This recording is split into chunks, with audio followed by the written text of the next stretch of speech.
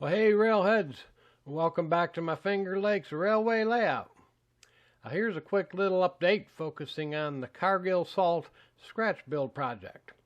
And then we'll wrap up with some operations coming up on my Finger Lakes Railway Layout.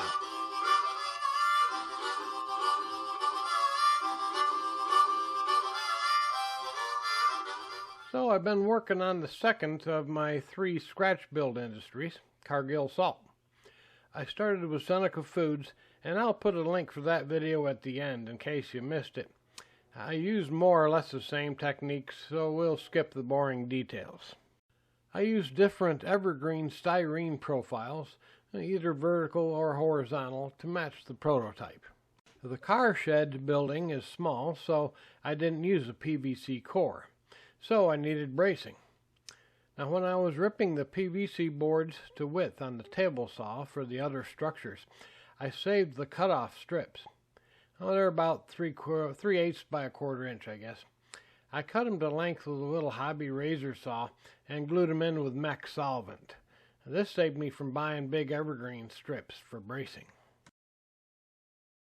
Here's a really good prototype photo. I'm sorry I don't know who took it, but it really shows these green panels. Man, I wish I had room to, well, you know how that goes, right? And now here's the money shot. So at night, this industry has this green glow-in-the-dark thing going on. I assume it was to let light in during the day through these panels, or else they've got an alien mothership in there, I don't know. Now, the Finger Lakes Railway doesn't operate at night, but I still wanted to capture this green glow.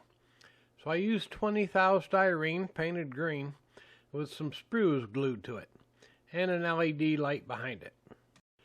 I used the Woodland Scenics Just Plug lighting.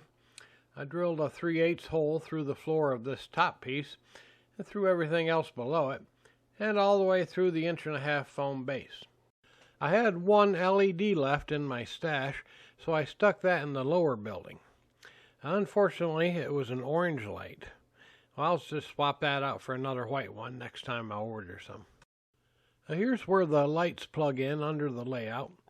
If you're not familiar with the Just Plug system, you can plug 4 LEDs into each light hub and then control the brightness individually with those little dials. The light hub is plugged into an expansion hub, and you can plug 4 light hubs in there, so it's a very expandable system. I still need to scratch build a smokestack for this industry and another one for US Salt. It looks like a pretty straightforward build, a tube in a cage basically.